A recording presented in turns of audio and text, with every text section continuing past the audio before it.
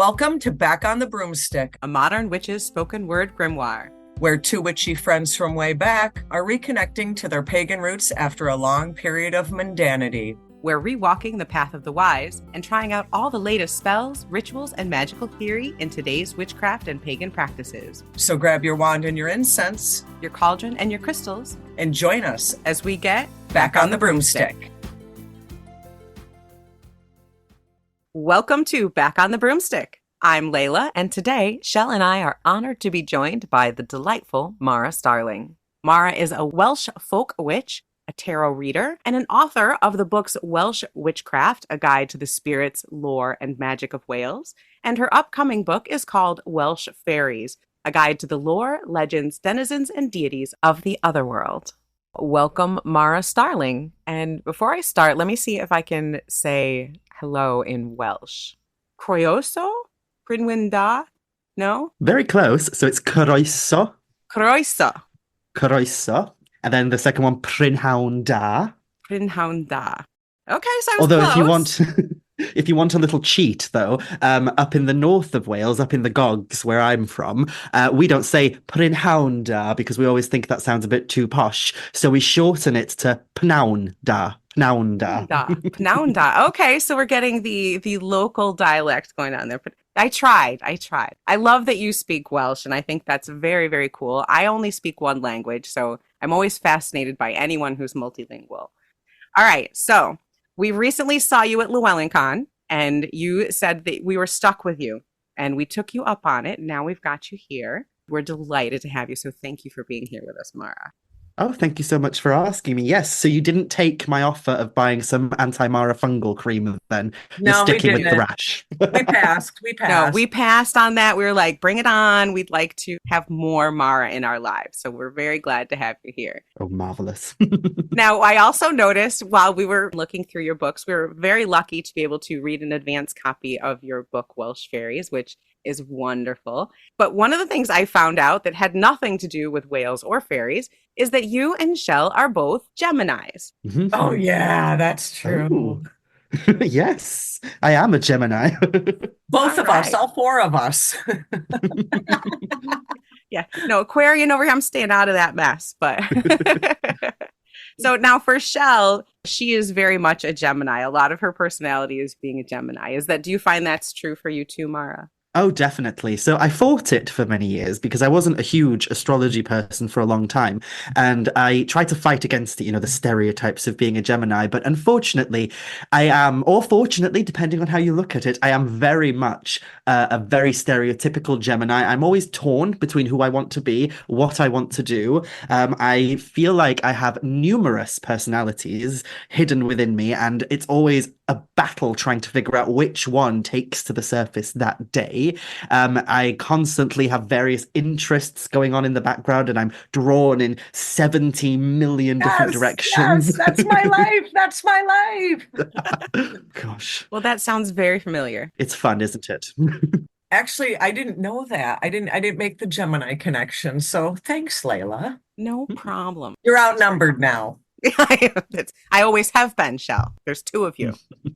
So you grew up in the northern part of Wales on a little island, the Isle of Anglesey. In your town, I believe it was native Welsh speaking. Yes. So I grew up in a little place called Aberfraw, and Aberfraw sits on the, oh gosh, let me figure out my directions. It's kind of in the never eat shredded wheat, southwest of the island, facing the Irish Sea. So we were looking over towards the mainland of Wales on one side, so the mountains of Eryri, and then on the other side, on a very, very clear day, if you were very lucky, you might see all the way over to Ireland.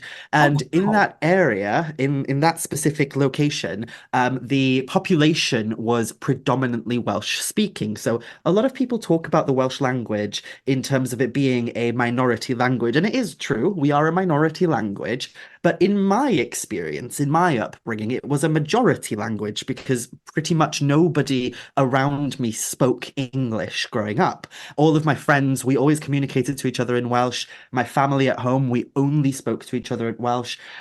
In school, it was all carried out through the Welsh language. The only time we spoke English at school was during English lessons.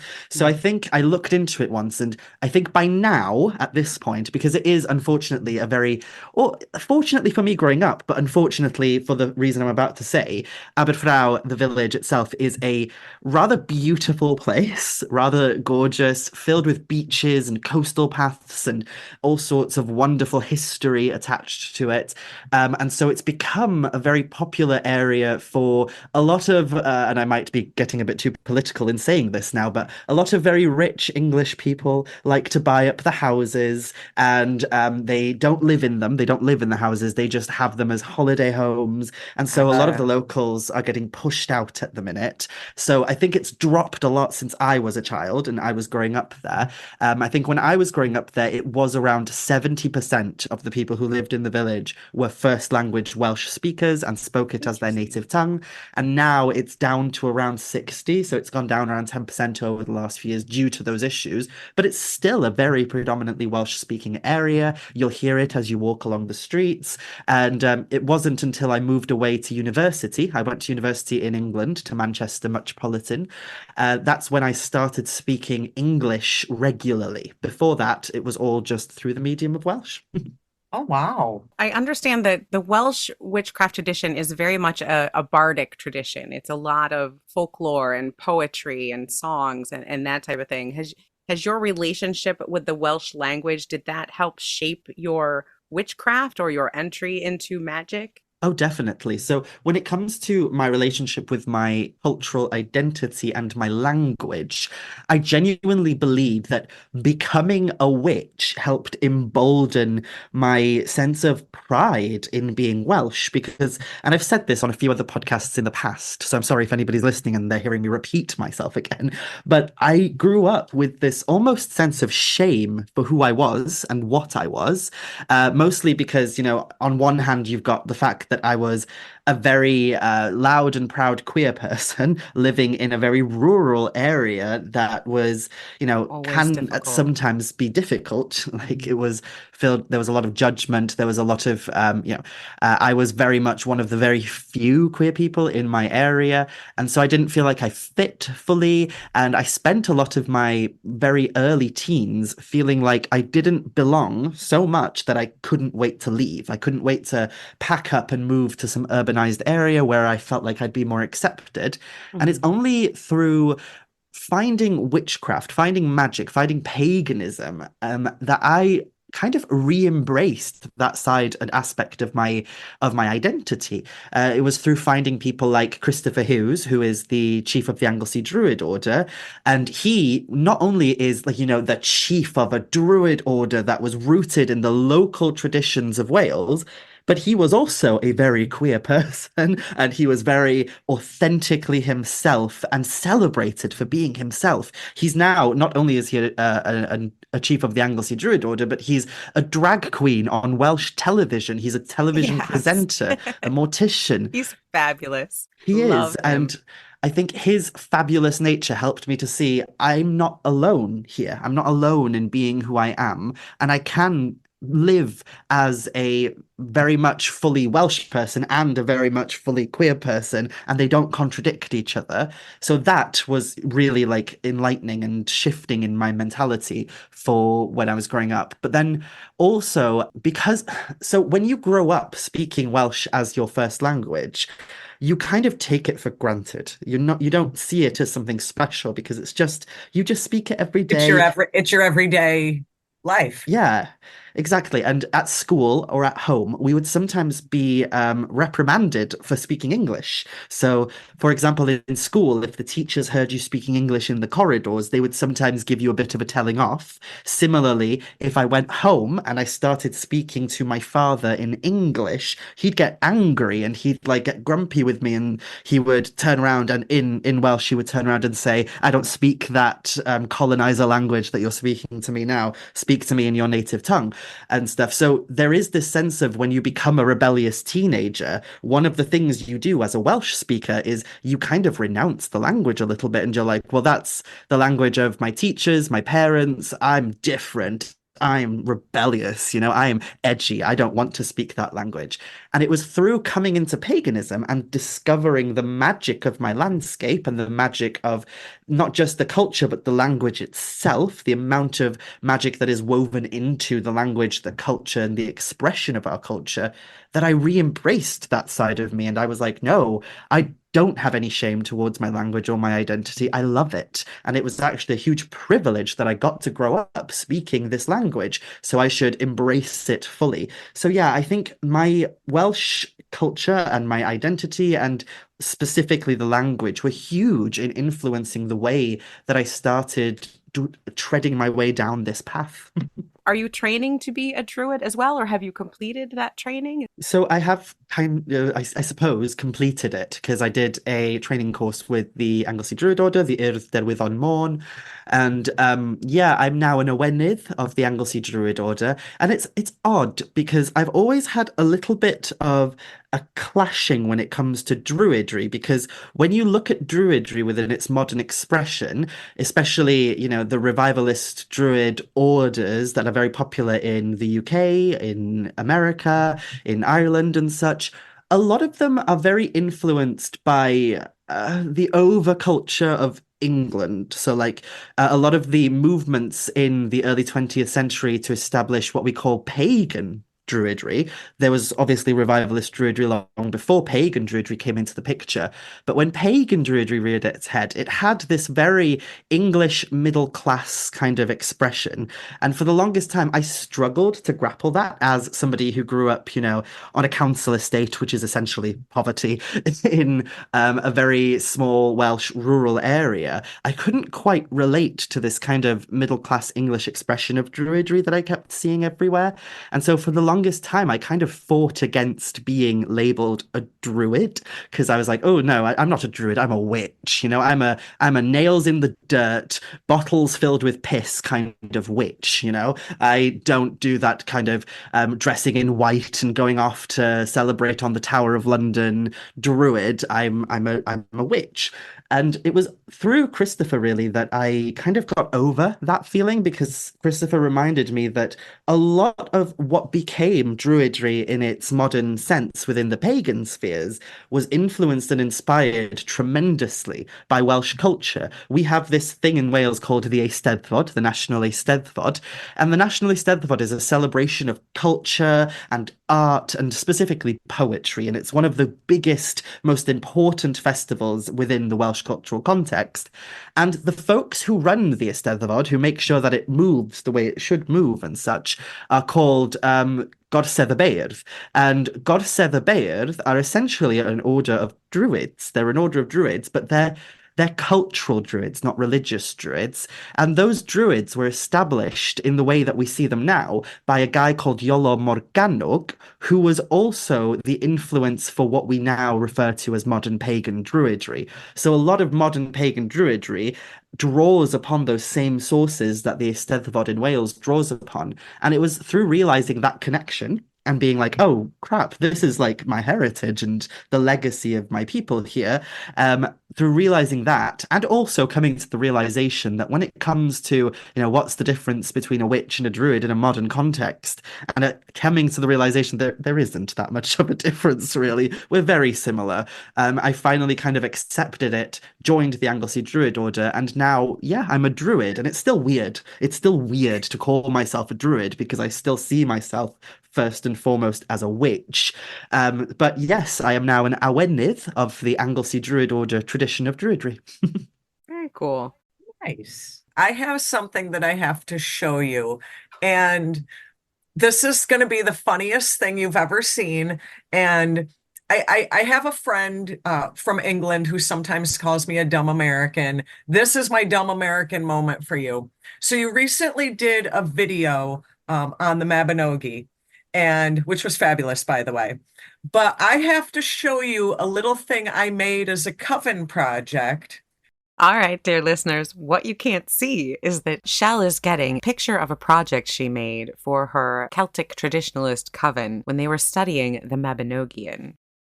Oh my goodness. It's my mouse on the gallows. I made little gallows with forks and I put a mouse. That is my mouse with a gallows. I used a tissue box to hold up the forks. I was proud of it. I was proud of it. And pictures of my mouse on the gallows have made it all across Salem, Massachusetts. I love it. I think it's fabulous. Oh my Isn't that gosh. great? It's gorgeous. I love it. Yeah. That was my craft project for the Mabinogi. I love it. And I love that part of the story as well. How can you not read that part of the story and not get little forks and put a mouse gallows on it? Most people don't, Absolutely. Shell. All right, now that I've embarrassed myself completely, Layla, I got you, Shell. Back to the interview. So, Mara, you talked a lot about being first and foremost a witch, and I'm with you there. I feel that deep in my bones, that connection to the earth and to feeling the magic in that way, I guess, being connected more to the cycles and to the earth. It reminds me a lot of the animist view of magic and of paganism. And I see that a lot in Welsh mythology and in the stories. There's a lot of that. The trees are alive, the brooks are alive, the wells are alive. I mean, everything has a spirit to it. And the place seems to be crawling with magic everywhere. How do you connect to spirits of land and spirits of place? Oh, well, you're absolutely correct. Throughout all of Welsh lore, really, there is this impression that the world is inherently alive.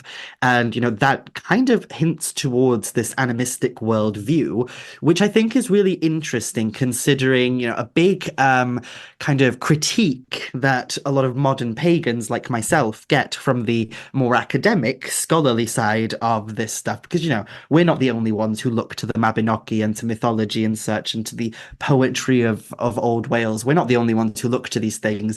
There's a whole academic, sphere that loves to explore these things. And one criticism that I often get, and people like me often get, is that there's no evidence, to point towards the idea that a lot of these things are ancient, that they extend back into some pre-Christian past, that the evidence we do have is very minimal, if it's there at all, and that we're silly and we're stupid for assuming that these characters are gods or that there's anything pagan going on in these stories. And one thing that kind of trips people up who have that opinion, who have this view and mentality that there is no inherent paganism or inherent pre-Christian thought behind these stories, is I will always turn to them and I'll ask, well, how do you explain then the concept of Anian and Rhith? So Anian and Rhith are these two concepts within the Mabinogi, which comes up specifically mostly in the fourth branch, the very fourth ending kind of branch of the four branches itself. And in that one, there's this idea that magicians can not only change the external appearance of people, but they can also change the very soul, the very nature of something. And when they talk about the very soul, the very core spirit that something has, that's not limited to humans. And that in and of itself, the idea that humans are not the only things with souls is inherently not Christian. There's something in that isn't very Christian in its cosmology, because, the Christian cosmology dictates that we are kind of above everything else, that we are special because we have a soul, because we are the children of God, created in God's image, and we have a soul, whereas the animals and the plants are made for us to do what we will with by God, shaped by God. And this idea within Welsh mythology that animals have a soul, that trees have a soul, that kind of contradicts that. So it's the people who turn around and kind of say, oh, well, these stories, they're only Christian, they're Christian medieval stories. I always turn around and I say that to them and I go, well, what about this? That's not very Christian. How do you explain that? And none of them can ever seem to answer that question.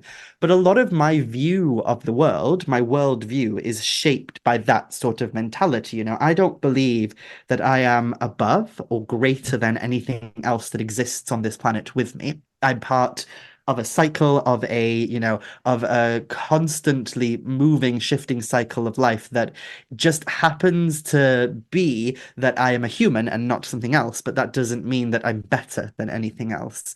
And so when I talk about my relationship with connecting to the land, I always say that the main thing that I keep in mind throughout all of it is that I interact with the world around me in the exact same way that I might interact with other people. So, my relationship with the trees, my relationship with the spirits of the land, my relationship with the sacred wells, it's not too dissimilar to my relationship with my friends, my neighbors, the people around me. You know, you do little things every day to keep that sense of community, to understand that connection you have to them. So, my entire philosophy is essentially to treat the world as if it is inhabited by people, but to also remember that those people are not always human. And I hope that makes some kind of I sense. love that. Yeah, no, I love that philosophy. That makes perfect sense. Now, the other thing with Wales, there's a lot of magical places. There's got to be some wonderful magic to coming to some of these places, to coming to a lake that has been sacred or to a well that is sacred. Do you have any particular areas that you like to go to where you truly feel, oh yeah, this place is magic? Oh, so many. I think I always shock people because having grown up on Anglesey, there's a joke that we say a lot on the island, especially the pagan folk. We tend to say this joke, which is you can't kick a rock in Anglesey without having hit somehow an ancient monument here and there. You know, you're going to kick a rock and then you'll find out that rock is actually a 3,000-year-old rock from a tomb that was just down the road or something. Everywhere you look, there are just these ancient monuments that extend back into prehistory. They extend back thousands of years and kind of tell the stories of the history of humanity in that area. And I think people are shocked sometimes because when I refer to the places that are most sacred to me, they're not always the most obvious. So I know that a lot of people that I've taken home with me to give them tours and such, because I love to do that. I love to take friends with me back to the island and, you know, just show them around the fantastical spots that we have across the area. And one of the places that was near to me is a burial chamber called Barclodiad y Gawres. And Barclodiad y Gawres is very special to me. I will say that straight away that this place is special. I'm not saying that it's less special than the other places I'll mention. But you know, Barclodiad y Gawres is very obviously special because it's a huge burial chamber that sits on a cliff overlooking the sea. So you're in this liminal place where the land, the sea, and the sky are constantly singing together in harmony. And it's this huge burial chamber that you can walk into. It's probably the size of my bloody home on the inside. It's just massive. And inside are these huge stones, huge megaliths that have been carved into. So they have these spiral like structures all over them. And walking in there is like walking into some hidden chamber of magic from a fantasy movie straight out of Lord of the Wow. Rings or something like that. And, you know, that is 5 minute drive down the road from where I grew up. So people assume that that would be like one of the places that I mention first and foremost when I'm talking about sacred sites and places that I feel strongly attached to.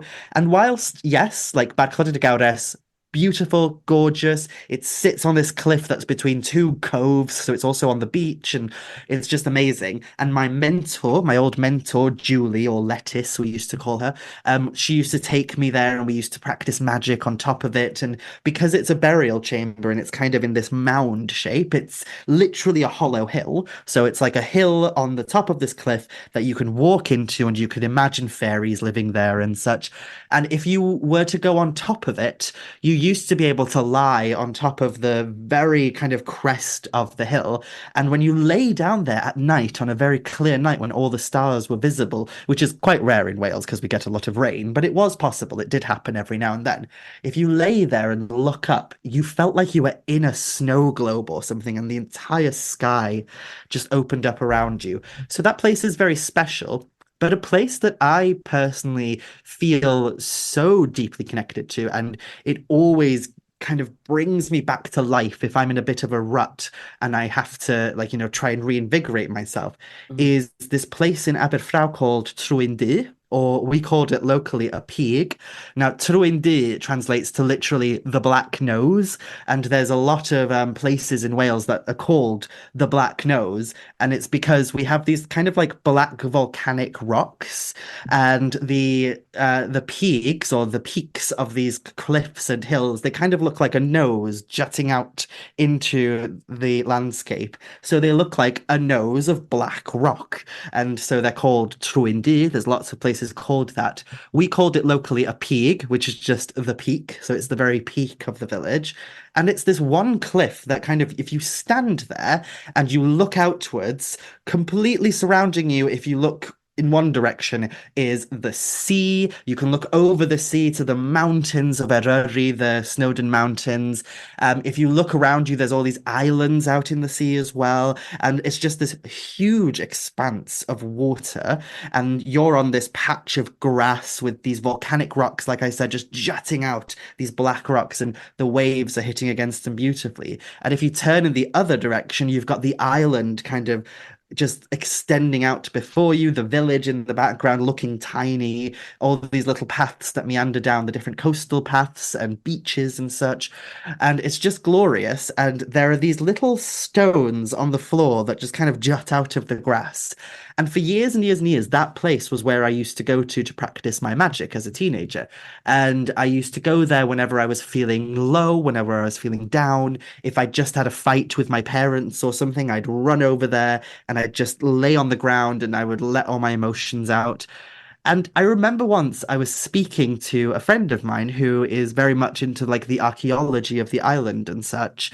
And I was saying how I'm quite sad that there aren't any like ancient monuments in Aberfraw, because Aberfraw is a very historic village, and we have like the remnants of an old Roman fort, the remnants of an old castle. It used to be the capital of the Kingdom of Gwynedd, where the princes of Wales used to sit and live and such. So it's got a lot of history, but not really ancient history. So I was like always sad about that.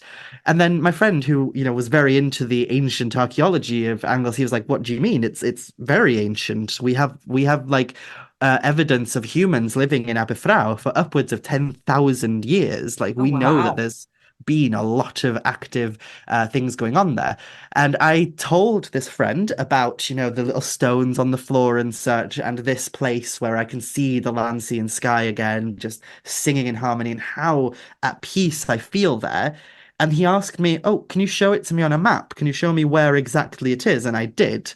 And I showed it to him. And he went, "Oh, yeah, that's the location of an ancient cairn. So those rocks that you're looking at are actually, they used to at one point form a stone circle Wow. that went in a circle. And then there was a pile of rocks in the middle. And it would have been an ancient tomb." And I had no idea about any of this. I just used to go there and feel that kind of spiral of energy that existed there, and never knew that for thousands of years, the ancestral people of this landscape have been going to that exact location to honor and to scatter the remains of their dead. So it was literally a place of reverence for thousands upon thousands of years. And so that place is always the most sacred place to me. It's the place that I feel most at home because it's not obvious. It's not like Bryn Cyhyrddi or Barcode de Gawres, these kind of burial chambers and standing stones and stone circles that are really obvious to the eye, that look like, Stonehenge and Avebury and such. It's a very subtle place, and I must have felt something there to have this deep feeling of comfort there. And yet I had no idea until this friend You knew pointed out to without me. knowing. You knew Yeah. without knowing. Absolutely. I knew without knowing, and the place must have revealed its story to me on some kind of energetic level long before I ever knew it for certain. And since then, I've looked into it further and deeper and connected to it on a much grander scale. But it's just that sensation, that feeling that I must have tapped into something much older than myself as a teenager, and it's still so important to me to this day, makes it just that much more special, I think.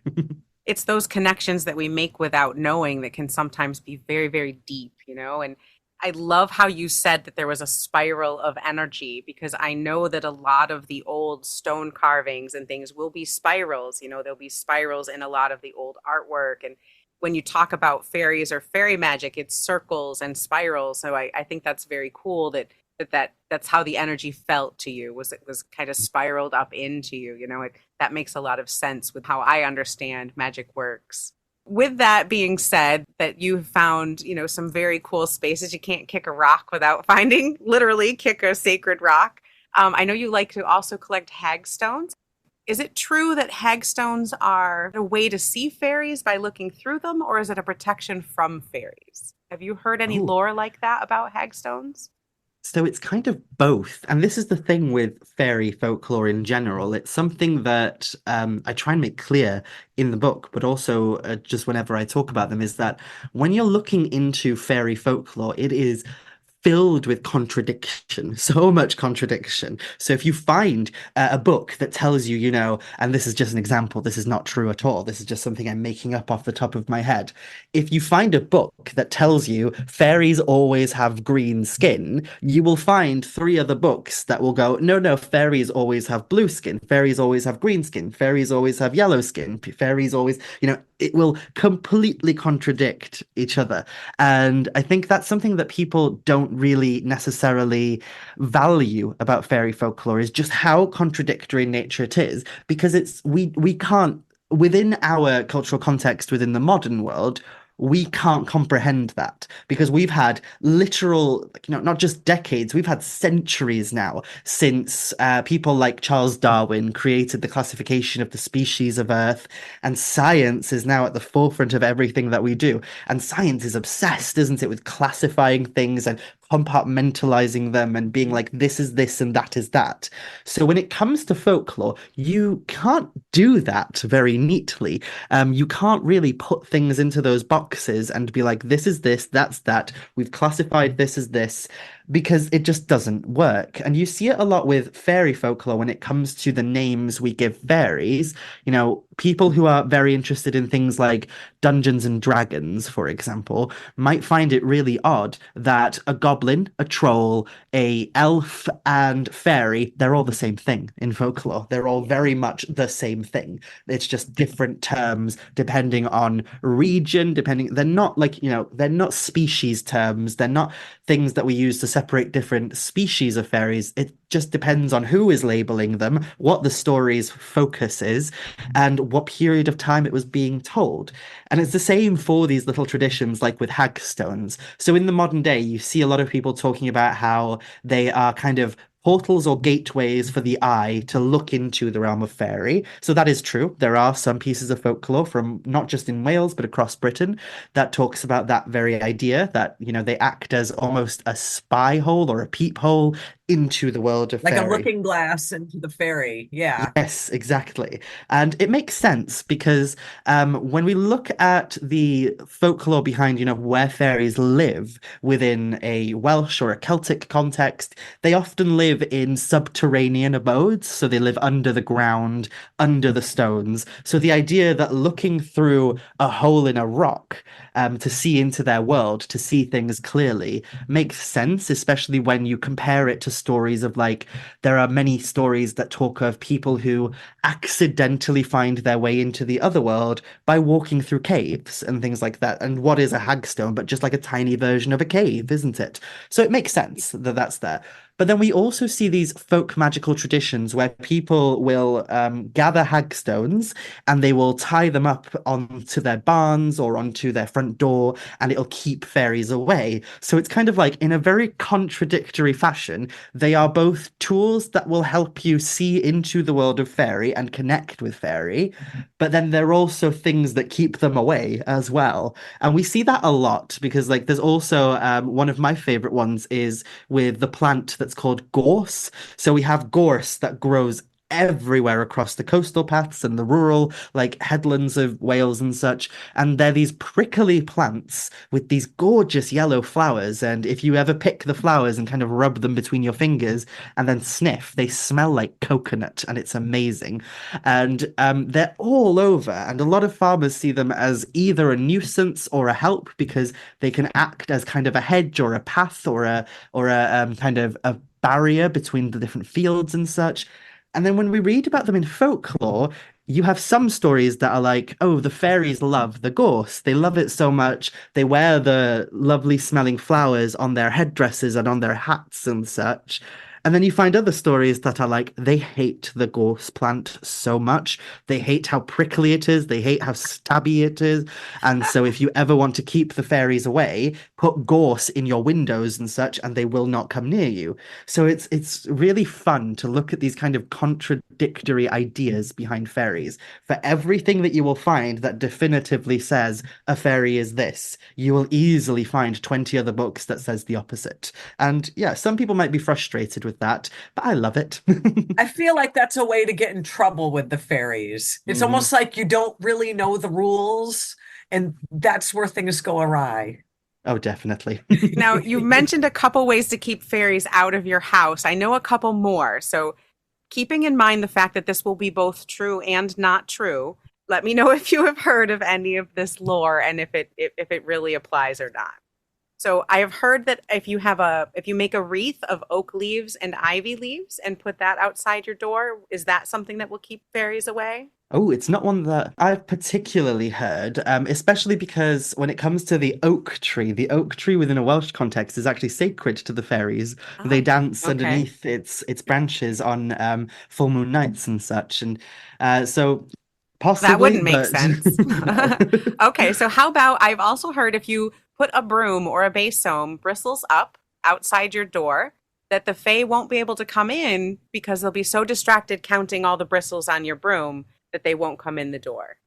Yes, I've heard this one, and it kind of it relates to a huge plethora of superstitions that kind of work in the same way. And what we'll see with ones like that, where they have to count the bristles of the broom, is you see this parallel then between fairies and a lot of beliefs in a more Christian context surrounding demons. We see the Mm. same thing kind of happen there. There's, in some cultures, it's believed that salt will keep demons away.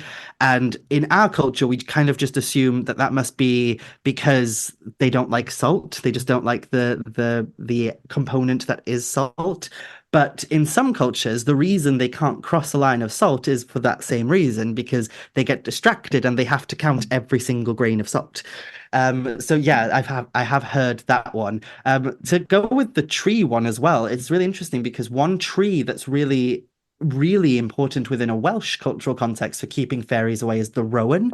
The rowan tree, or I think in America at some point it was called the mountain ash and such. It's a tree that has these like gorgeous red berries in the autumn, and it's believed that they are very sacred, very beautiful and magical trees that will ward away the mischief of the fairies. And you'll see often in old houses in Wales where they've built kind of the house with in the front garden or sometimes in the back garden, they'll have two rowan trees going as if it's making a kind of archway by the Arch. front Yeah. door to keep them away.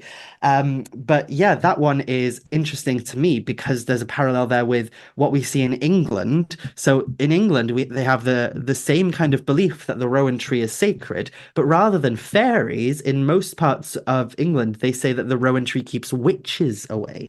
So it's kind of like, oh, you see that parallel there between witchcraft and fairies again.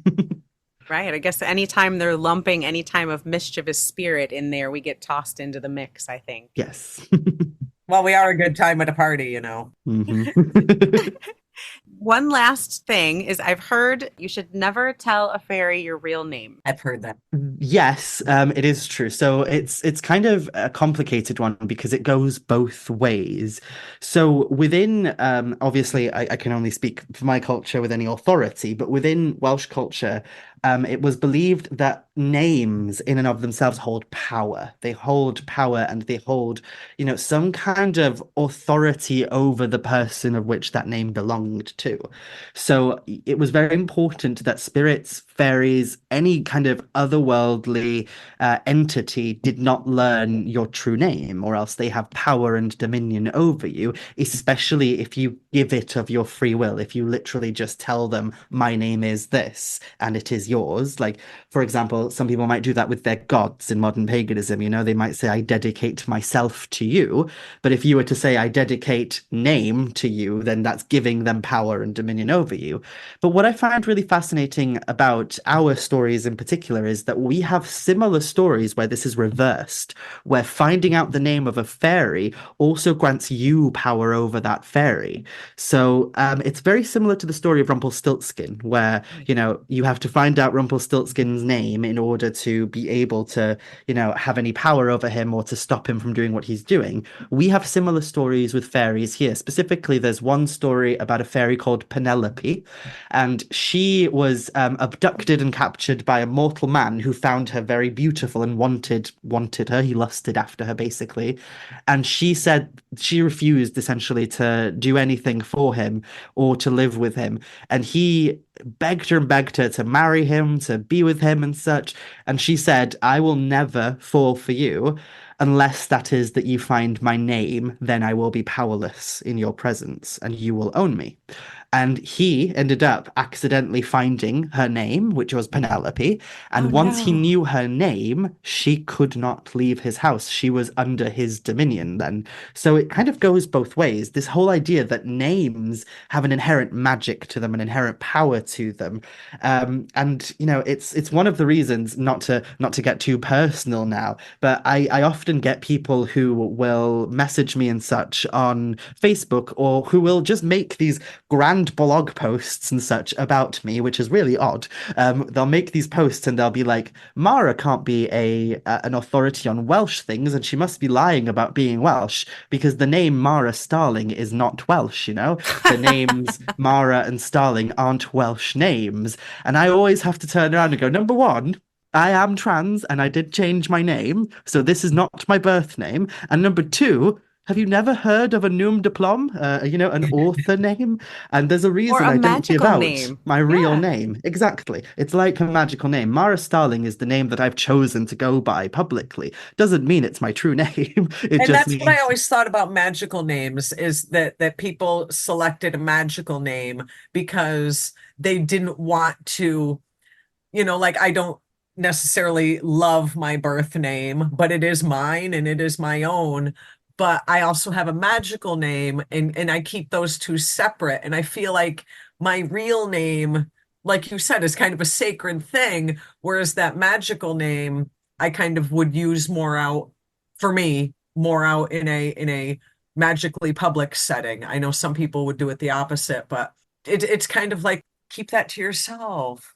You do have power. Even in the real world in 2024, people do have power if they have your name. absolutely. And that's kind of the way I see it. So yeah, that's definitely a thing, the name thing. And it's something that I've kind of taken very on board when it comes to giving names out and such. I also think that names are very powerful. I do think that the act of taking a new name, whether it's for a magical reason or a personal reason, whether your life has changed, whether you have changed, or if you want to go in a different direction in your life. One common way that people change their names when their life has changed is marriage. There's big reasons to take names. It's always a big decision when you change your name. And so there's a lot of power in that. And having multiple names. I know a lot of witches have many, many names for different parts of who you are. You can name different parts of your personality. Like Shell says, she has her legal given name that she has a relationship with, and then she has a magical name, but she uses those names in different settings. I just never knew it went both ways. I thought it was just if they knew your name, you had power. I didn't realize that if you found out a fairy's name, it was that same exchange of power. Yeah, and it's very similar to so there's this common motif within not just Welsh lore, but also in Irish and Scottish folklore, and even in some European nations and such. They have this idea woven into their folklore surrounding fairies of the fairy bride, which is, the fairy maiden who marries a mortal man. And in those stories, sometimes the fairies have some kind of magical skin. So we see that in stories of Oh, like the like the Selkies or the Swan Maidens and things like that. They'll have a skin which can help them transform back into animal form.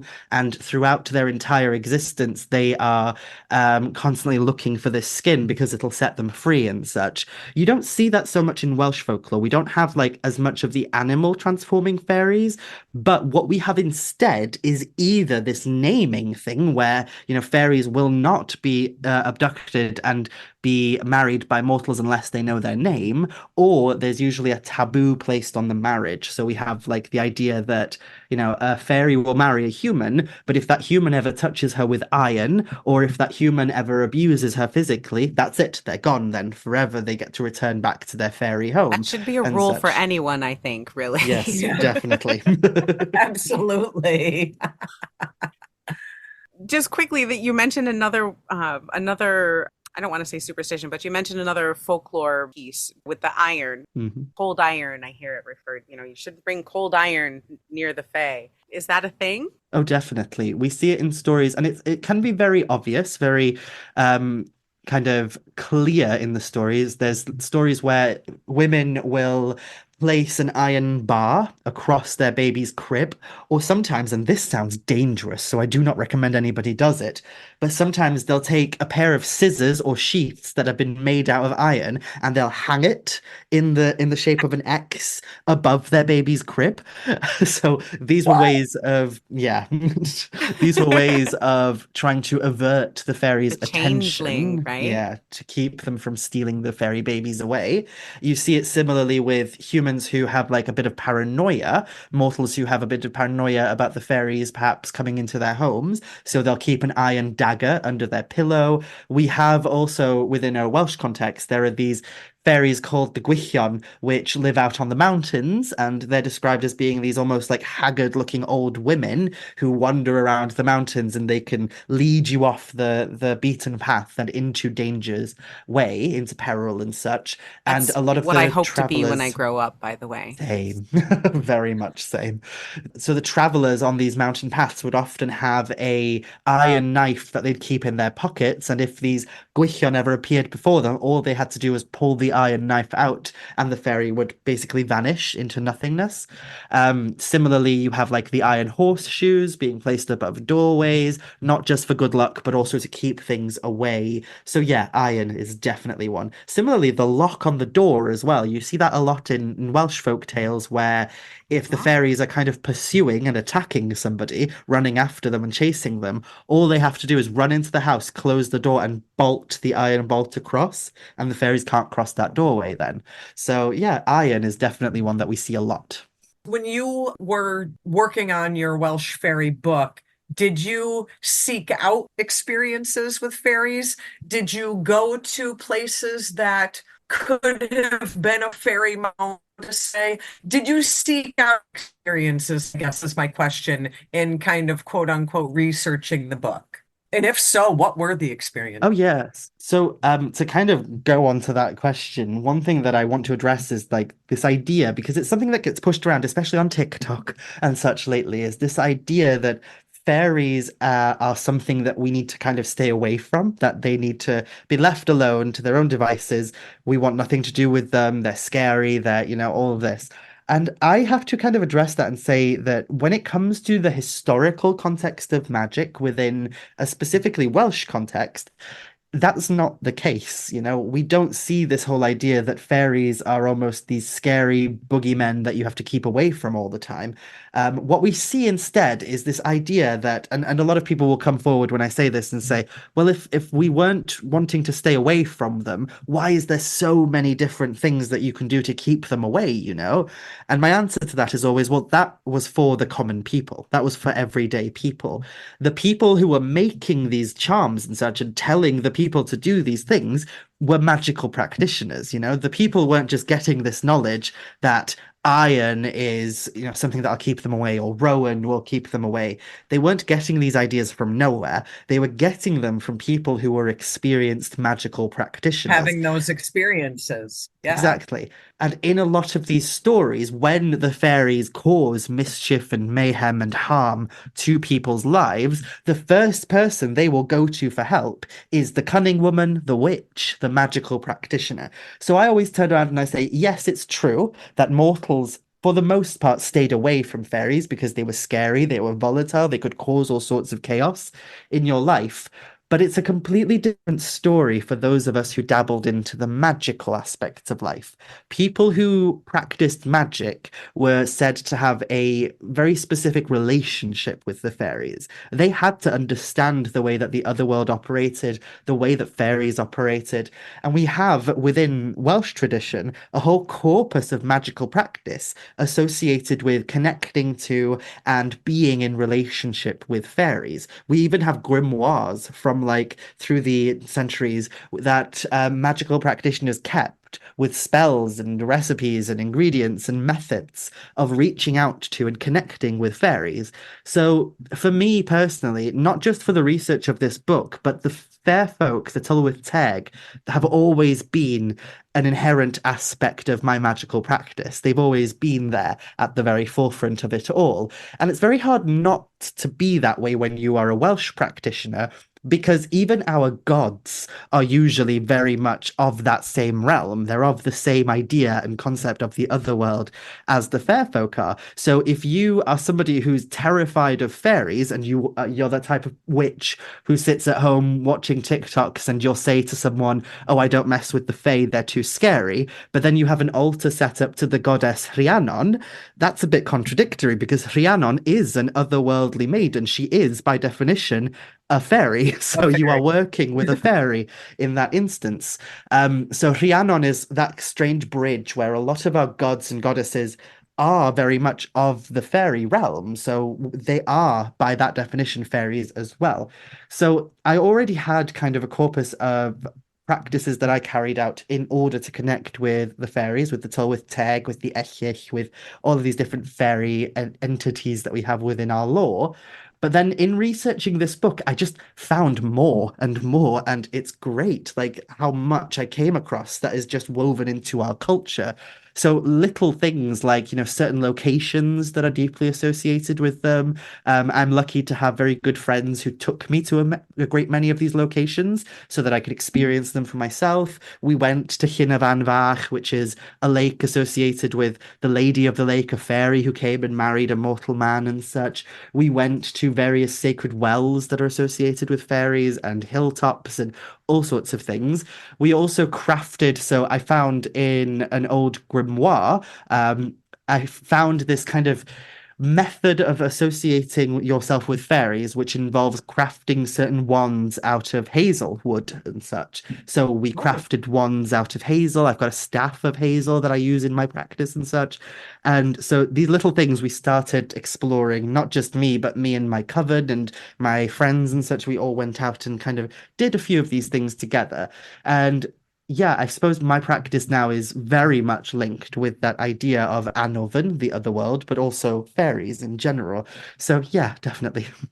Sadly, we can't all get out to Wales and to all these beautiful places that are full of magic, but there's a lot of magic in the natural world, in any place. Just like you said earlier, things are alive. The fae and the magic and the energy is all around anywhere that you are. So, do you have any tips for someone who wants to maybe connect with the fae in their home or in their yard or in their local park? If they want to connect with that type of energy or bring that into them, do you have any tips for them on how to connect to that? My main tip always is to get to know your square mile. So get to know that area that you live in itself. I know it's probably preachy of me to say so, but this is one of the reasons that I wrote my first book. Like my first book, Welsh Witchcraft, was written in part out of frustration because I knew so many witches in Wales who were deeply attached to the idea of connecting with gods and spirits from like places thousands, hundreds of miles away. And I used to always get frustrated and go, what about the spirits here? What about the ones on your doorstep? Are you connecting with them? And a Yes. lot of the time they would turn around and they would say, well, I don't know enough about them. There aren't as many books on Welsh deities and spirits as there are on, say, Greek or Egyptian or Roman or anything like that. So it was just easier for them to connect to those gods and goddesses and spirits and such. So I always turn around and say the first thing is look to your square mile, which I know and understand, acknowledge and appreciate that for somebody who lives, say, in the United States or in Australia or Canada or anything like that, it can be a little daunting to approach because for a lot of people, especially people who have skin the same complexion as mine, you're living on stolen land essentially, and it's good to acknowledge that and appreciate it, and also kind of reach out to the custodians of that land, to the people who lived on that land before your ancestors got there, and Yes. ask if possible, if it's possible to do so, what are some methods of connecting to the local spirits in a respectable way? And I know it can be difficult, especially in that situation. But beyond that as well, I'm always struck by how much was actually taken over the sea as well. Because when I talk about Welsh fairies, I'll often get little messages where people will say, oh, we have those all the way here in the Appalachian Mountains. We have those all the way here in the back places of Australia and such. I wouldn't be So, surprised. The Appalachian Mountains range is pretty weird. I would not be surprised mhm. at all if there's a connection there. Absolutely. And it's very deeply connected because, we have not only similar entities by name, but also similar entities in essence as well. So we have in Wales these creatures called cnocwyr or coblynau, and the cnocwyr or the coblynau are these mining entities that live beneath the earth and they knock away at the rocks, and they are sometimes a little malevolent, but for the most part, quite benevolent. And then when I talk about this, so many people are like, we have those in the Appalachian Mountains. I live in Pennsylvania. We have the knockers in the Oh my mines. gosh. Yeah. Yeah. Exactly. Hmm. So when it comes to connecting with things like fairies or spirits of place, there's already this corpus of belief that's built up in your area, probably. So like that, like the knockers in the mines and such, what have you done to connect to those, is what I will always say to You got to people. tap into that. Exactly. And, can you find out more about the folklore of those beings and how people used to interact with them, if they interacted with them at all in the past? So for me, it's always a huge task of getting to know your square mile. What is around you? Look towards your square mile and get to know not just the landscape, but also the stories of that landscape and what's woven into that place, because that will always open so many doors. Talk to the older people who have been around for a long time. Talk to the trees, for God's sakes. We do that as pagans. So go off and find out what magic lives in your square mile. And that one little piece of advice will usually open so many doors that things will become much clearer then. That's phenomenal. I absolutely love that. We are big proponents of find the spirits in your place, find the energy where you're at, worship the seasons where you're from, not from halfway around the world, but look to your, I love that, your square mile, your range. That's a beautiful way to look at it, Mara. Yeah, that's going to stick with me. Know your square mile. Yeah.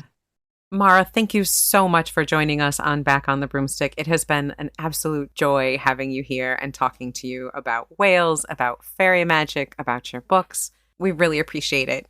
Please let people know where they can find you. I know next year you will be at Sacred Space 2025 as one of the headliners, and hopefully we will be there presenting with you and we'll see you there. But where can people find you, and tell us a little bit more about your upcoming book and Oh, well, I can basically be found pretty much everywhere these days. Like I said at Llewellyn, I'm like a rash. Once you've rubbed up against me, it's very hard to get rid of me.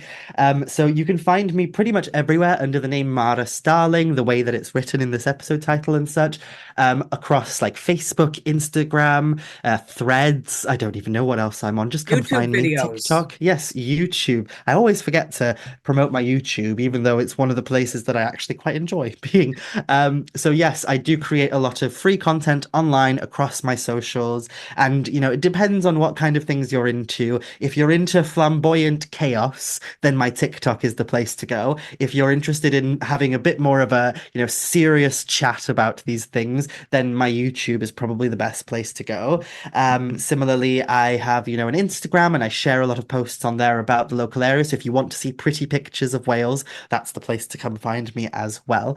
I do have a Patreon. My Patreon is a paid membership platform. It's, you pay whatever you can per month and you can join different tiers. And over on Patreon, I share a bunch of information about Welsh magic and lore via various different methods. So I have like video presentations and classes and courses. I also have essays and worksheets and all sorts of things on there that people can look into. You can even watch full-length documentaries on there and such. So if you do want to come and join us, you also get access to a community of people, a Discord server and a Facebook group and all sorts of things like that. You get to talk to not just me, but a whole community of people who have an interest in these kinds of things.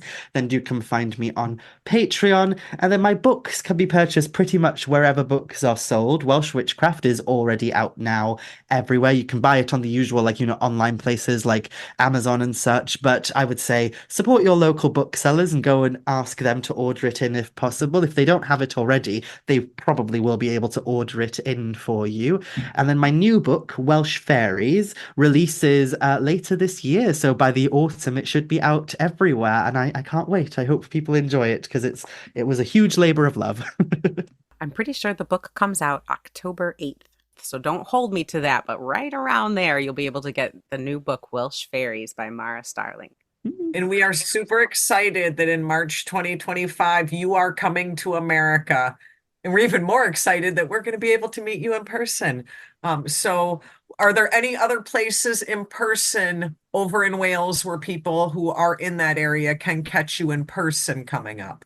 Oh, well, I'm always at in-person events. I love to travel around the country. So I not only in Wales, but also I go into England and I go into Scotland. I'll be talking at the Scottish Pagan Federation conference later this Nice. year. So if anybody's in Scotland and wants to learn a bit more about Awen and kind of Brythonic Celtic traditions and such, then do come find me there. I'm usually at things like Witchfest and the Festival of Pagans and Witches. But yes, I can't wait. I'm going global next year. And I'm like, I'm basically being a venereal disease and spreading across the water. So people have to Nice. deal with me there as well. So yeah, I'm very excited to be coming over to the United States and terrified, like I said earlier, very terrified as well, but mostly excited. But I do have one last question, very important. How do you do all that? You are a very busy lady. That's a lot of stuff going on. My good gracious. Can you give me a little of that energy? Gods, I don't even know at this point. I barely sleep. I just like to do things. I just love being around other witches and pagans. It's fun. It's a lot of fun. I agree. The reason you can't understand it is because that's the Gemini life, Layla. And if you're not a Gemini, you can't keep up. Okay. That makes complete. I get it now. Well, thank you for sharing some of your precious time with us, Mhara. We really appreciate it. You have been absolutely lovely. Oh, thank you so much for having me. And again, Shell and I would like to extend a huge thank you to Mhara Starling for taking the time to sit down and have a conversation with us. And also thank you so much to our listeners for being amazing. If you'd like to reach out to us, send an email at backonthebroomstick@gmail.com. Check out our website, Facebook, Instagram, Back on the Broomstick. And as always, please tell your friends, like, subscribe, give us a review, throw us some stars. We really appreciate it and it helps the show out. Be wise, be wicked. Keep it witchy.